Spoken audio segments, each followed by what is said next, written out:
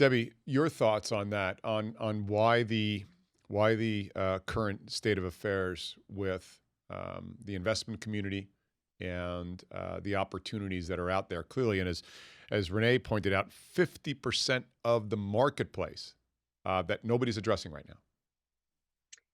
Yeah, I mean, we have had multiple investors tell us they think it's a niche market, which is just mind-boggling, and I think it gets to what you mentioned earlier of women just aren't talking about it nearly as much as men.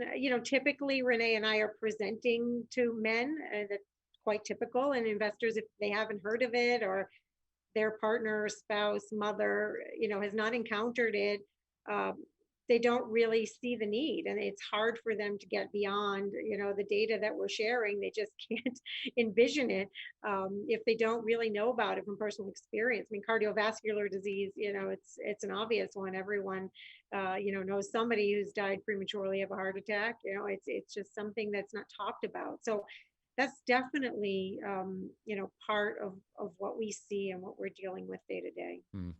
There's two VC firms that are getting quite a bit of press right now because their investments, I think, index exclusively towards FemHealth. It's FemHealth Ventures and also Steel Sky Ventures. And it's interesting because when you go to their collateral and their webpage, they're exhibiting what I would call a conscious capitalism, right? Sometimes investment dollars need to get the 5x, 7x, 10x return. And sometimes, this is my opinion, not yours, sometimes conscious capitalism is a really good thing and doing the right thing from an investment perspective. And I see FemHealth as a conscious capitalism. 50% of the market, 80% of the healthcare population are females, and 80% of household healthcare decisions are made by females. And so that just makes sense for me to invest in that community. Have you seen the needle move over the last few years with at least some indexing towards FemHealth investment? We've got Cooper right now. Holly, who's the head of that as a CEO, is very active, very visible, came from UBS as a banker. Are you seeing more of that push through? And what can the community do to get more awareness around this? I think that the needle is moving. I think it needs to move farther, faster.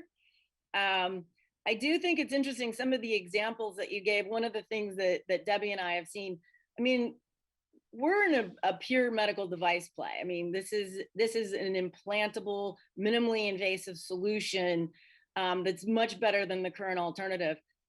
Sometimes we see people focusing in women's health on the things that make them comfortable. So they're non-invasive, a little consumery, a little, I don't want to say less risky, but medical device is very specific, but necessary in terms of if you have broken anatomy, it needs to be fixed. It's being fixed in other categories, so why not women's health? So we do see improvement in investment. We do see improvement in the dialogue. I think, well, I won't speak for Debbie, but, impatient by nature, I'd like to see the needle moving farther, faster. Regardless of whether you're a CEO or not, right? Just doing the right thing on, fixing a clear and present issue within 50% of the population.